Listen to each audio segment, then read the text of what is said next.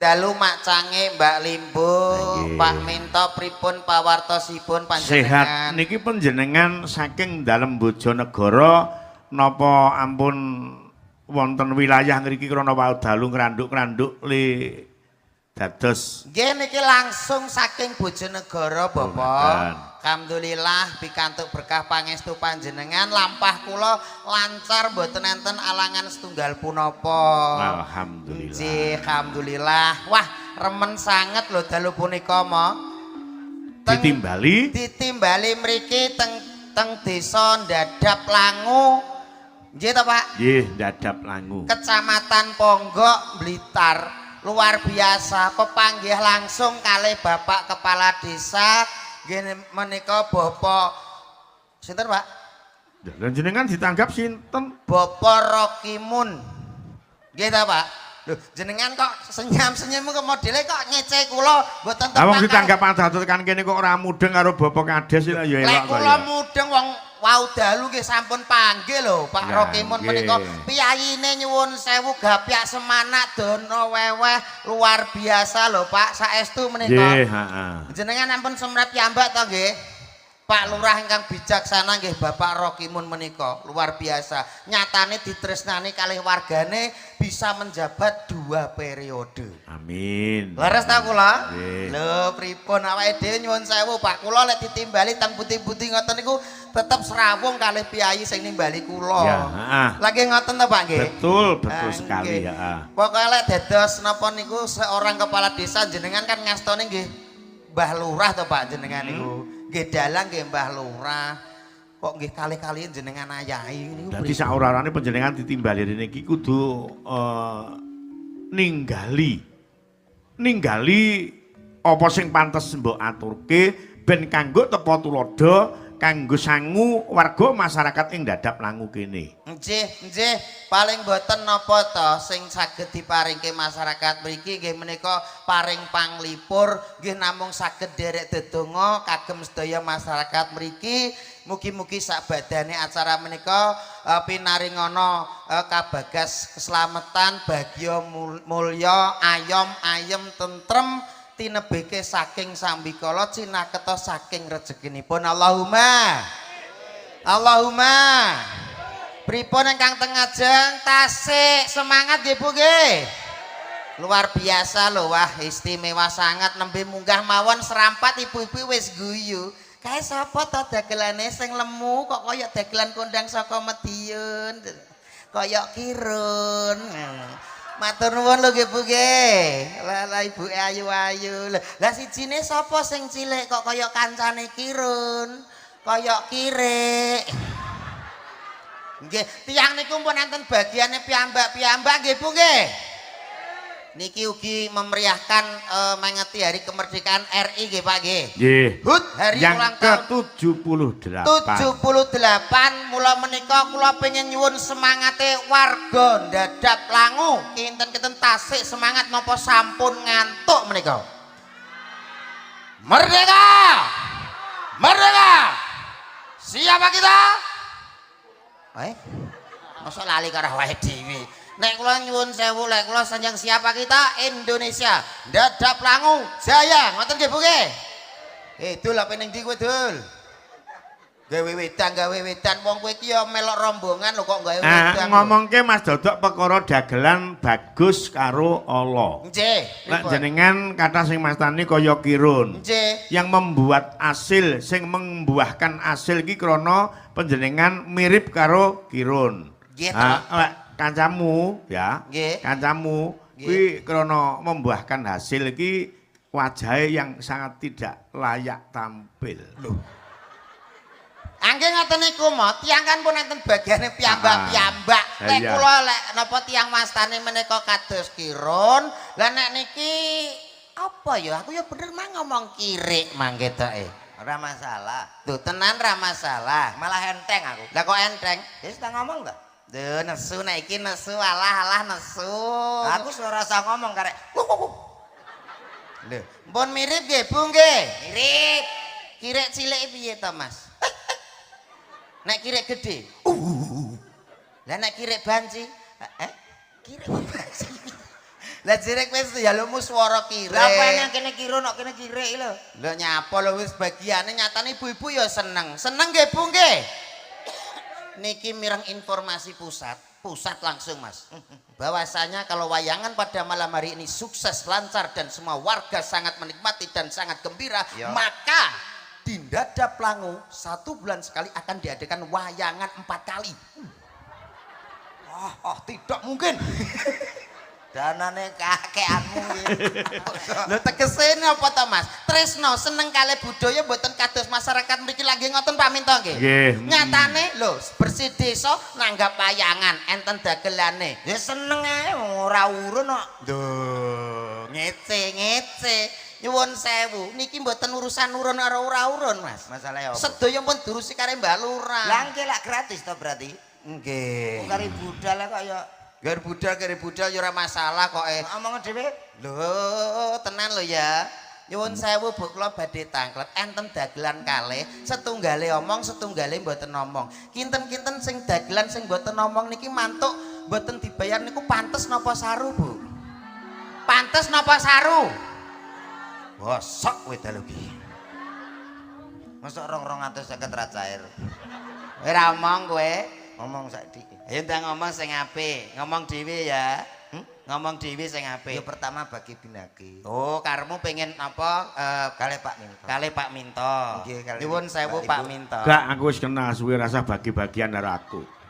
Ngomong dhewe. Ya ampun ngoten Pak mesake. Ora ben ngomong dhewe kono. Sakte lho Pak kok sok. Ayo ben iku pertikile piye le ngomong coba ning warga masyarakat Lah kok Dadap. kangen karo aku. Hah? Gak kangen. Kangen ya waktu ngelonceng jeneng sampean kae. Sing damel jeneng niki jenengan apa, Pak? Aku ning Kunir biyen tak jeneng Komet Kelamin iki ya kuwi. Oh, berarti iki jasane Pak Minto kowe iso mbangun teras karo keramik. Lah kowe renek kelamin bosok lho kowe, Mas. Tapi yo gara-gara Pak Minto aku ra kajen. Lah nyapa? Lah anakku saiki nglamak karo aku kok. Nyang lama piye? Lho kelamin mantuk ngono ki. Piye jajal? Ya kudune bangga berarti anakmu wis kenal kowe. Kok iso bangga piye? Jare anak ngono ki sik lumrah. Lah pripun? Ning nek nyenengke ibune. Ya, kene kelamine ngono. Ya kene. Lho, ya bener, napa sing dingendikake Pak Minto leres. Ya, Lho, kene kelamine. Tak tapuk sisan. Lah tapuk piye? Lah ngomong dhewe kono lho. Niki sing ngutus Pak Minto pepundhene awake dhewe. Heeh. Rene awakmu tak omongi Mas iki info pusat meneh iki. Kok info pusat ta to? Lho aku kula kalih piyai mriki giapyak semangat to Mas. Infone piye? Teng mriki niki nyuwun sewu, ibu-ibu ki sing ngomong. Wonten dagelan kok ngomong saru ngomong misuh teng mriki mantuk dicepot ndasmu we. Kudu sing apik sing sopan santun unggah-ungguh tata tramsila kita dirungokke dijogo. dadi lek ngomong lucu ya kena ning harus sopan santun. Sopan santun. Lek nganti mulih sirahmu dicopot, lek raup terus piye? Malah penak irit banyu kok. Duh, kok irit banyu piye ta Mas? Lah sing mau raupi apa? Wis rene kok. Bablas ya carane nggawe akal to, ndasmu ganti. Ganti apa? Ganti ndas L300. Wah, apik kuwi barange. Kok malah ngentekno banyu to kok. Ndang ngomong sing apik. Bismillahirrahmanirrahim. Assalamualaikum warahmatullahi wabarakatuh. Bocah potongane kaya katen bat suarane gowedhi. Kaya Suwargi, Suwargi sinten? Bapak Yasin. Almarhum. Duh. Kowe iki dipirsani Mas. Ayo ndang muka Dimas sing apik apa piye kono le sambung rasa. Lah nggih lah kok malah cengengesan to, Pak? Isin wae. Isin apane wong dipirsani mriki paring panglipur menghibur kok Ya malah- wajar Mas Dodo lek komat isin iki wajar. Lah kene napa kok wajar? Nyawang piyayi kene bagus-bagus. Ayu-ayu. Mungkin ngrayai raine kok kaya ngene ngono. Minder Pak menawi. Minder. Wis rasa minder kok tak gelono tanggalan. Engko ditutupi tanggalan. Ayo diterus kale. Assalamualaikum warahmatullahi wabarakatuh. Alhamdulillah, alhamdulillahirabbil alamin. Sholatu wassalamu alaikum warahmatullahi wabarakatuh. Alhamdulillah, Bocah iki piye bocah? alhamdulillahirabbil alamin. Sholatu wassalamu alaikum warahmatullahi wabarakatuh. Lakon dicopot sirahe tenan kok ki nggo. Jare kon sopan. Kowe iki lho omonganmu kok blangkrah teko ndi-ndi kuwi iki ora bener lho Mas. Mukadimah ya ora ngono to. Lho mukadimah kok kaya ngono kuwi jenenge carane beda kuwi omonganmu wis gak bener. Sing bener piye? Asolatu Wassalam. Sik to tak warai dhisik aja keseso dhisik. Asolat. Ya Allah. Oh, Keri. Ora usah aku dhisik lagi awakmu. Asolat. Ih, senenge. Seneng dasmu kuwi. Kene emosi kok. Assolatu wassalamu ala asrofil anbiya wal mursalin. Kurang ambiak ya. Ambiyai pari to piye kok anbiya. Anbiya. Nah, ayo. Amma batu. Halah kok selama bak duduk ki nyapa lho kowe iki. Para bapak-bapak, Ibu teng pundi, Pak? Duh. Kowe iki ape piye to Mas? Lho ngeten iki nek mboten pas to Pak Minto nggih. Kok sing rapas ki lho. Lah para bapak-bapak ibu teng pundi niku kan mboten cocok. Lho, Lah nggih ngoten to Pak nggih. Carane wong ngomong-ngomong ki ya beda-beda to, Dul. Kowe duwe trik dhewe. Trik dhewe amre kecekel komunikatif, awake dhewe interaksi. Lho ngono. Interaktif. Lah iya, bantah ae. Padha kuwi. Ya iya. Kowe coba dimirengke kaya ngapa lek arep muni piye coba? Para bapak-bapak, ibu teng pundi, Pak? Ibu-ibu, anak-anak teng pundi? Lho. Oh nggih. Kula teng mriki, jenengan teng mriku ta nggih? Nggih. Sami sehat nggih, Bu nggih? Alhamdulillah. Dalu punika enten wayangan. Ki ape jurusan apa to bocah iki? Dalangipun saking kondi, Pak, teman. Oh alah jeremu jere kangen mosok ora ngerti. Saking Tulungagung. Nah. Nah, Mbah Minto. Monggo kula lan panjenengan sami nderek donga dalu punika nggih menika acaranipun bersih desa. Monggo sami resik desanipun dalu punika kan napa niku tegese napa to gitu nek Mbuh kok aku sire mokon meneng aku ya meneng wae to ngrungokno kowe. wonten dalilipun nggih menika Ananda batu minal iman. Apa kuwi?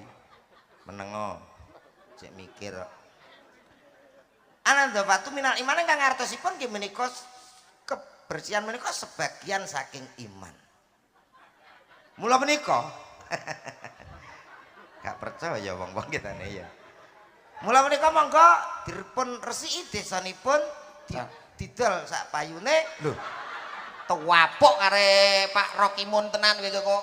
Dene men resik. Lah ben resik iki tegese apa terus didol iki jane barang to iki desa lho Mas kok ya piye amrihe desa iki ben aman ayem tentrem iki piye carane kok malah didol. Nah, kersanipun aman ayem tentrem menika ajeng dipun udal kalian kanca kula. Monggo Mas Dodo. Bapak Ibu ingkang tansah minulya, dalu punika wujud kabelipun nggih menika bersih desa ugi mangeti kemerdekaan RI yang ke-78. Mula menika napa to bersih desa? Bersih desa menika nggih menika badhe diwangsuli kalih rencang kula. Monggo komet. Lah, ngomong-ngomong tentang bersih desa, langkung jelasipun monggo rencang kula.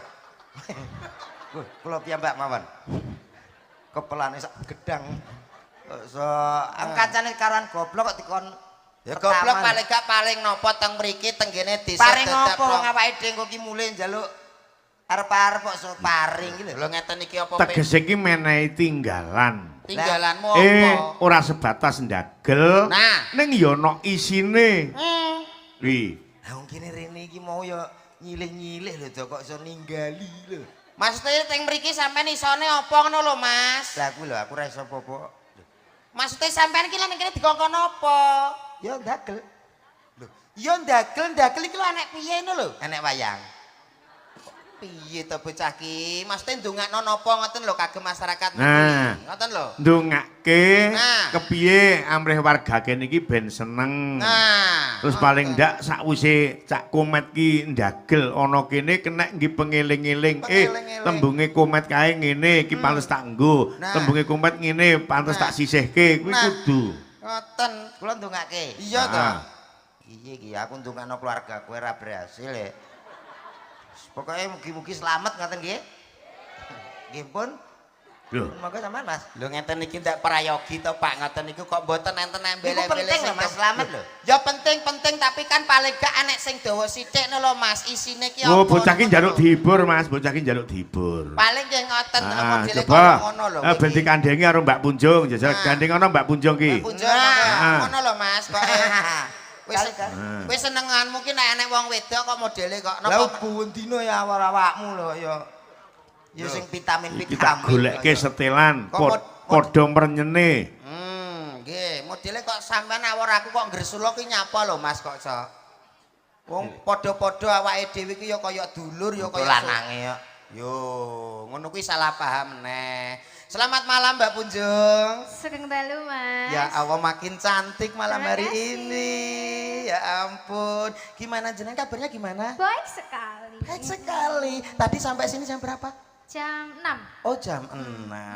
Iya. Luar Mbak biasa. Punjung jenengan iki Mas Dodok karo Mas Komat iki cara pilih-pilihan ngono pilih sing ndi coba? Kula pilih pundi ya? Nek Mas Dodok ki lemu putih. Cilik. Kok iso cilik apane sing cilik ya Mas? Karburator. Lho ngeten iki padha karo ngenyak aku kowe ngece wong. Alah umum. Umum piye? Wis padha ngerti nek wong lemu ki mesti cilik. Sik kowe dicethakno tenanan lho Mas aja ngomong sing Awakmu mau lemu cilik putri gloges e. Ya ora, ya. Sik to nyuwun sewu Mbak Punjung. Halo. Mboten masalah cilik-cilik ondah. Nggih. Cilik sementing iso urip tengal-tengil timbang gede klimprak, klimpruk ra kuat apa-apa. Lho. Masa enggak kuat nyapa-nyapa, Mas? Aku diobati to. Apa obate apa? Lho kathah kok. Kathah piye kok omonganmu? Sorengat ki to. Apa kok sorengat? Sore diombe bengi jengat. Tak tapuk tenan iki omonganmu sing cetha lho Mas iki. Oh saiki Bersane kok iso bingung lho kok. Kula milih endi ya? Bingung. Lah nek bingung kuwi mbok dipateni. Duh. Dipilih kok dipateni piye to Mas? Kok Men- Lah kabeh ora ndek brengos lho, Pak. Hah?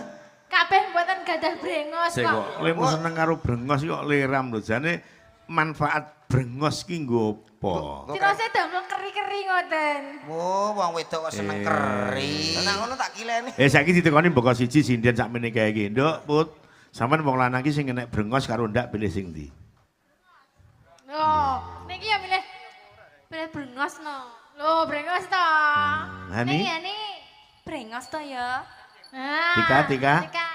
brengos ketel. Wah. Nek brengose ra masalah ketele kuwi. Nduk, Tik. Mbah Lurah Dadap Langu iki termasuk brengose ketel apa arang-arang nek Mbah Dadap Langu? Nah, jujur mawon, Mbak Lurah menika. Hah? Rati ketel. Oh. Lah mang ngomongnya arang-arang saiki kok ra diketel. Iya. Barang Loh, wis lek Lilis lo ndak seneng brengos kuwi. Tapi lilis seneng sing enek brengos apa ndak? Sing semrawut. Udah malah sing semrawut lho. Oh ya iki sing Parah iki. lho Mbak sing rambut gimbal lho kata sing semrawut niku. Merawut itu tegese tidak aturan lho to. Luki, kurang mare. jajali. Luki. Seneng sing ndi? Brewok. Duh, Loh. malah brewok.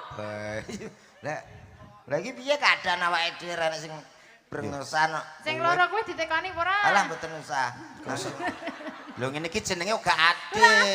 Lho nek niki jelas buka dishbook lah niki second ya Mas.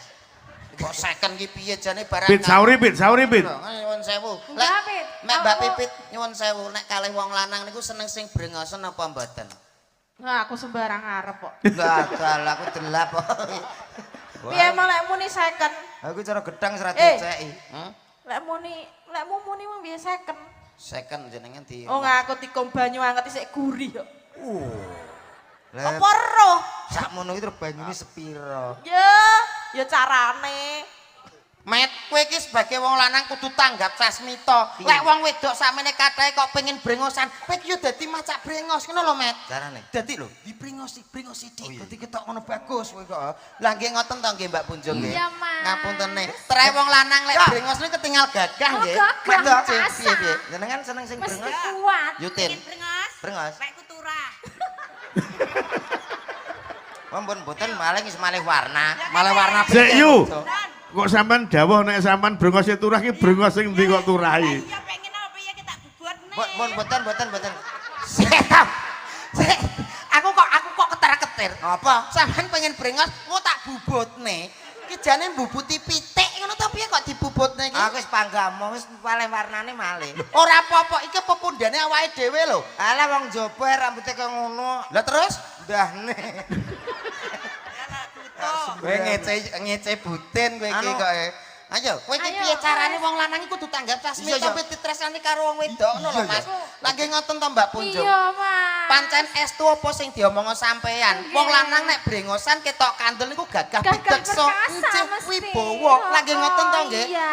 Tapi nggih, kalau saestu jenengan ngendikan ngoten niku. Contone mawon Pakde kula. Brengose gagah kados Raden Gatotkaca, metu sak metu wong wedok sami nglirik. Iya lek brengose isih ireng, coba lek brengose putih kok ora dicukur. Alah mlaku-mlaku ya kaya nyokot kambil wawaran. Disemir no, Pak. Semirno Pak, saniki kemajuan kok mboten masalah kok Sing penting napa to, Mbak? Sementing ki wong lanang tanggung jawab. Jawab. Brengos ki ya penting, soal iki kesenengane dhewe-dhewe. Brengos yo nggih keri-keri kuwi mau lho, Mas. Oh ngoten niku. Oh iya. Berarti sampean nek milih pasangan sing ana brengose. Iya, no. Iya. Pun. Lah kok sing Sing ngeten iki nggih senengane jenengan. Wis kaya mio, Bro. Kok mio iku?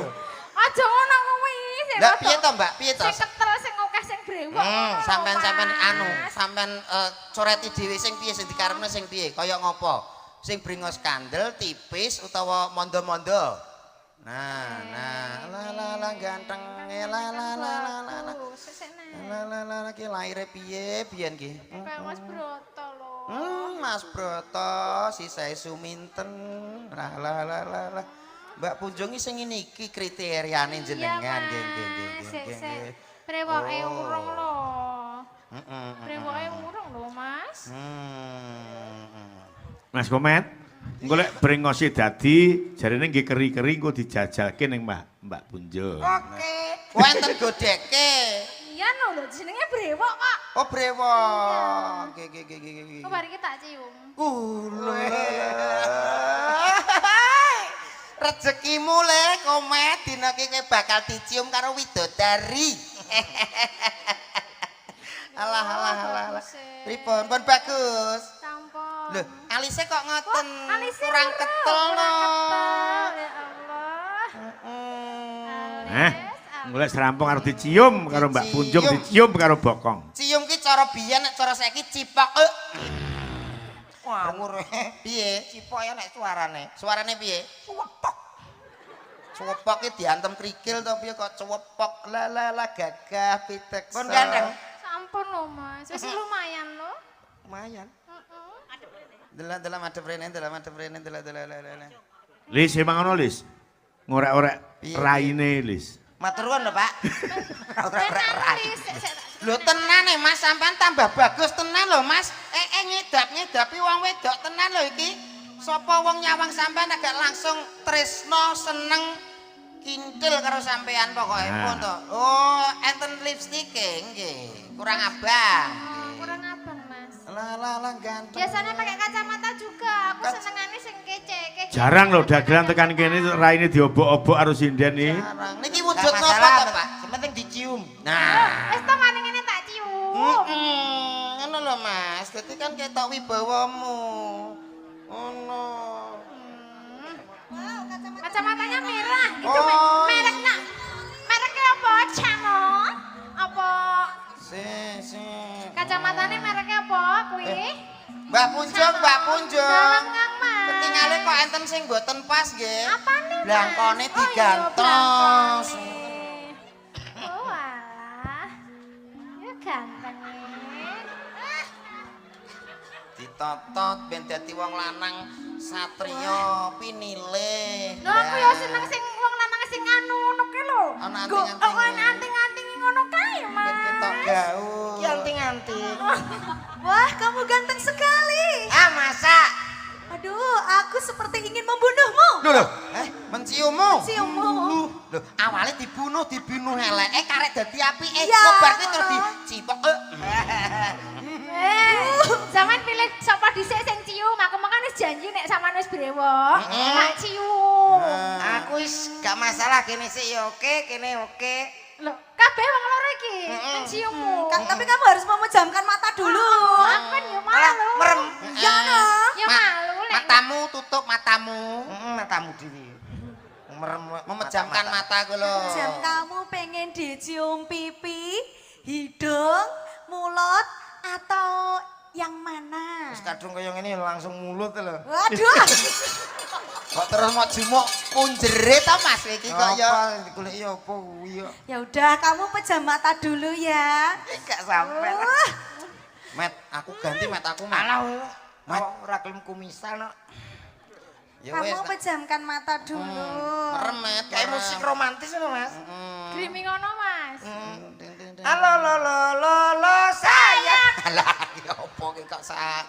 Ayo, hitungi sampai 3 nanti dicium ya. Ayo Mas, kamu udah siap? Duh, perlahan aku raba pipimu, aduh.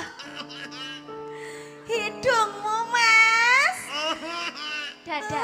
Dadamu Mas. Dadamu ndi? Dadaku jangan dong. Kritis. Ya udah, aku cium ya. 1, 2, 3. Aduh ya ampun, harum sekali kamu Mas. Gimana? Piye met rasane piye? Mbak, mulutku gimana baunya? Mboten sabayari mboten apa-apa. Ora bayaran tenan ya. Mboten apa-apa.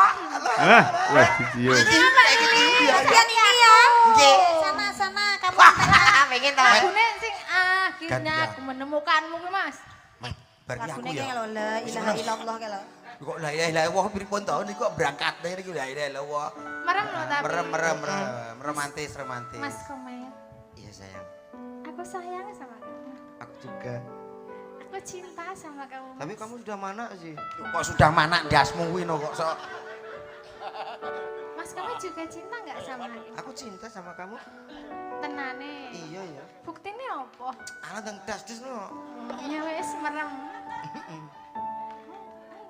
1, 2, 3.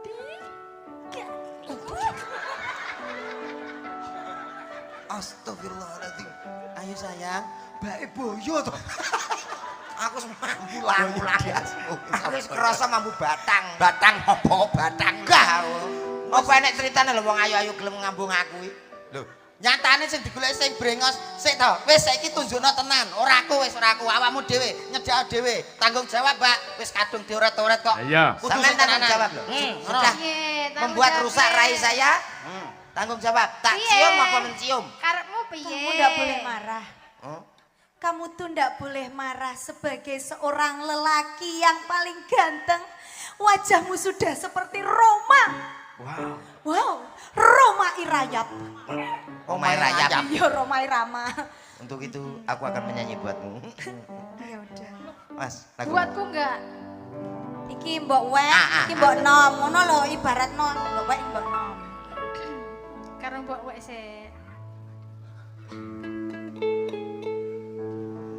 Nemu kowe pas isih ambyar-ambyare tak dusi tak sabuni tak openi sauripe.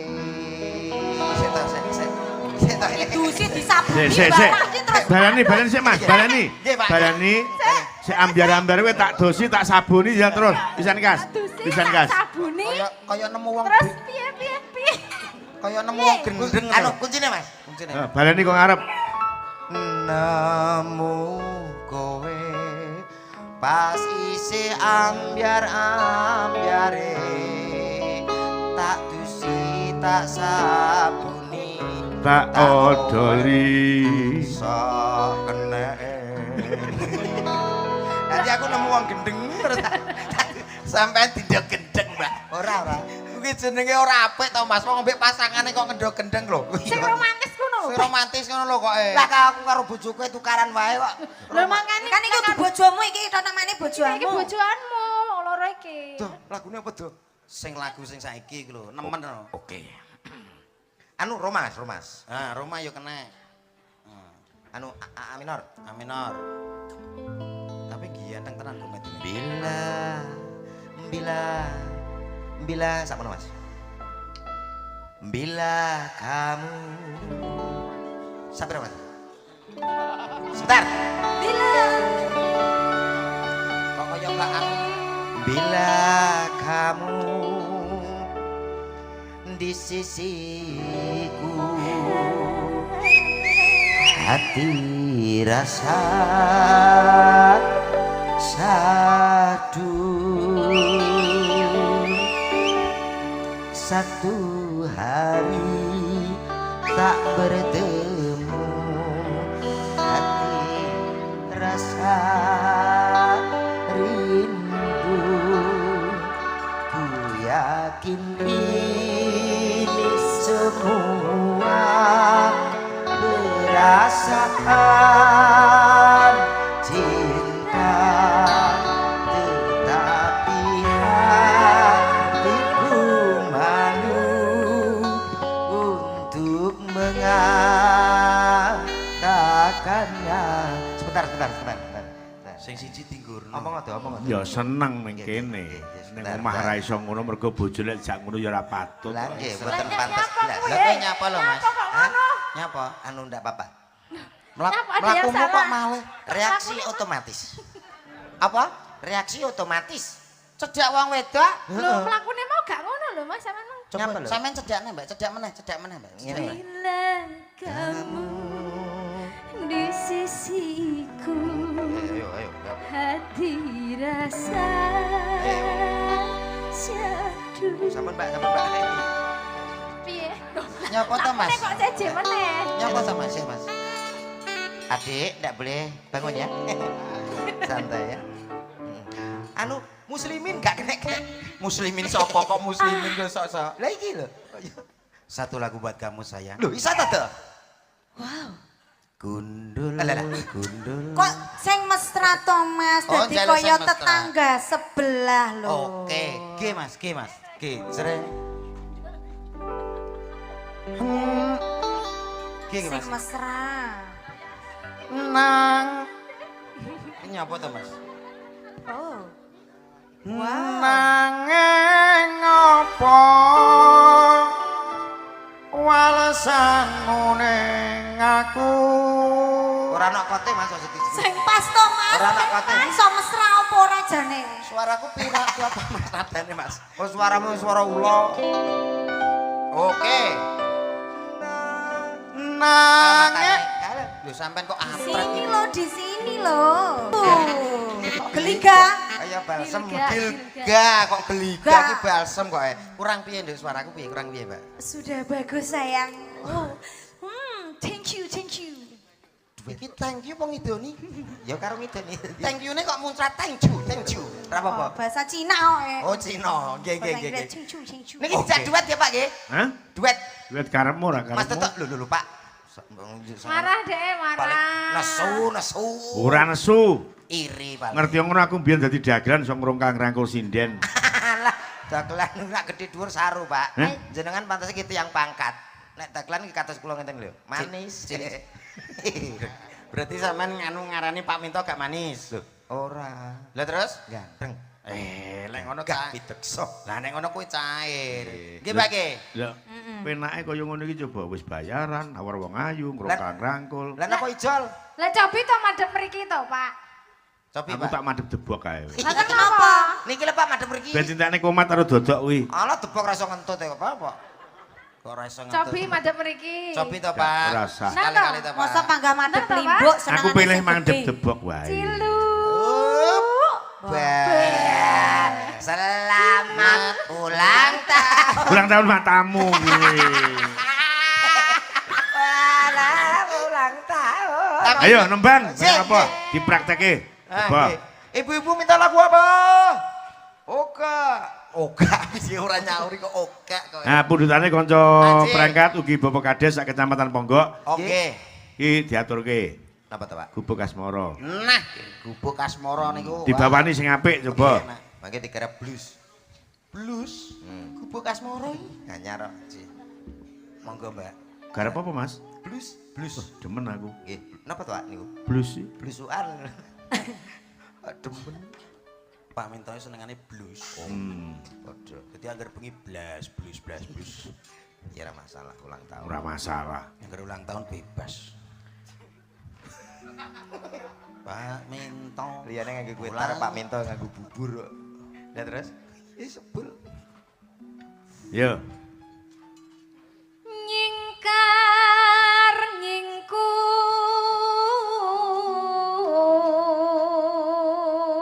Proses percintaan iki diawiti saka le nyingkar nyingkur kuwi. Pertama. Heeh. Mereka sing padha isine. Wiwitane nyingkar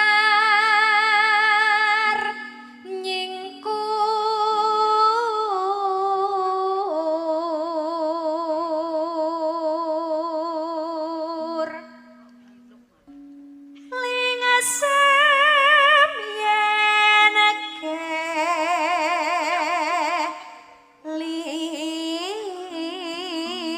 kelingan. Dadi isin le kelingan. Zaman sik padha nyingkar nyingkur iki kelingan ngono padha isin. Lelampahan kang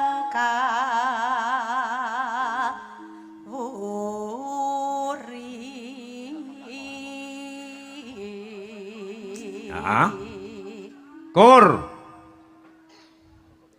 Tresno tulus nadyan nengku bekas mara.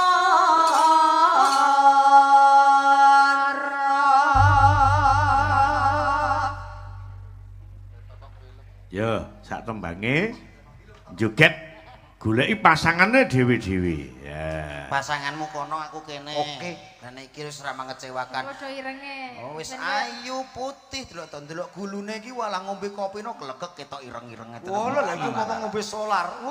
Lho, cah wedok kok ngombe solar iki jane motor diesel to. Teh hangat. Nah. Ya lek putih ning lilis, Nggih to. lek ireng manis ning Mbak Punjung. Kula nggih seneng ngeten iki tahan lama. Hah? Mantek. Ya. Ya. Nggih, Pak. Ah diunggahke Mbak Tika karo Mbak Tika. Mbak Kedah, Pak. Hah? Kula agak peciring napa? Ndeto baret ngenten kok kelingan biyen, Pak. Kelingan apa? Biyen cita-citaku militer, Pak. Lho, kados ngeten iki kula kelingan biyen. Wah. Lah masalah nyuwun sewu, Agustusan niku kula alhamdulillah, Pak. Riyen juara terus, berbaris niku juara terus. Mula menika kula gadah gegayuhan pengen dadi tentara riyen, ning mboten kaleksana. Lah kok ndak kelakon? Lah pripun wong dhuwure nggih kirang kula, bobote nggih gegeden. Lah nggih wong entuk ya ipel-ipel kok. Ipel-ipel tok iso ipel-ipel iki omonganmu ora penak. Ngene to, kene kowe. Gah, lho tenan iki. Lah aku biyen juara lho, Mas. Melok Paskibraka. Allah. Dulu sempat sampai dari kecamatan juga menang Pak saya dulu. Ah mbok dicoba lek Gitu. sik kelingan. Biyen Protes, kula nggih. cita-citaku ya polisi. Polisi itu enek ndek ngene iki. Lah mulane aku lagi daftar nih polisi bagian daftar. Ngono tok. Jadi aku balik kanan. Berarti ra dipercaya wis jelas kalah. Setengah Coba meter. kene awakmu sebagai pasukan saya. Dewi to, Tur. Ya ora no. Aku sebagai komandan, kowe sebagai prajurit sini. Mbok karo ngenek-ngenek iki. Oke, tambah setunggal Pak nggih. Sinten Ya. mau, Pak? Sinten? Mbak Tika, Mbak Tika. Mbak Tika. Nah, iki yo masuk, Mas. Masuk kabeh. Nah iki. Yo karo Nggih. seneng omah yo kadoan, Mas. Mbak Tika. Wis seneng omahe bobote 186 kok. Wong iki sing apik ngene iki ora patek dhuwur, ora patek endek. Nggih sedengan nggih Pak nggih. Sedengan. Mbak Tika nggih. Jenengan sebagai anggota saya adalah komandan Klepon. Peleton. Siap, kruk. Kepada sang Kamara Putih, Arwat, kruk. Dengan kruk. Boleh mundur, terima kasih. Anggota yang baik dan juga disiplin. Kamu kondol, komet. Aku rak wedi. Ora tekon dindi. Ora, sini. Selo. Cepet. Tuh, Dalam, Mbak. masuk kondol. Lah yo lek kliru aku. Keliru ora Dakel, bahaya. dakel. Ayo kamu kondol. Keliru sih. Wadanane biyen cilik ngoten, Pak. Penjara we. Mbok liyane jeneng masuk kondol. Komet, maju sini. Matin, nih kalau. Matin kue lho. Saya itu komandan. Komandan itu punya pasal. Siap, Bu. Apapun yang diucapkan komandan tidak boleh dibantah dan tidak akan pernah salah. Siap, Pak. Siap, Bruk. Nanti, Pak. Mari. Astagfirullah, hadap depan. Istirahat di tempat, Truk. Siap, Truk. Periksa kerapian. Lihat kaki. Lihat tangan. Maka, Pak. Lihat telinga.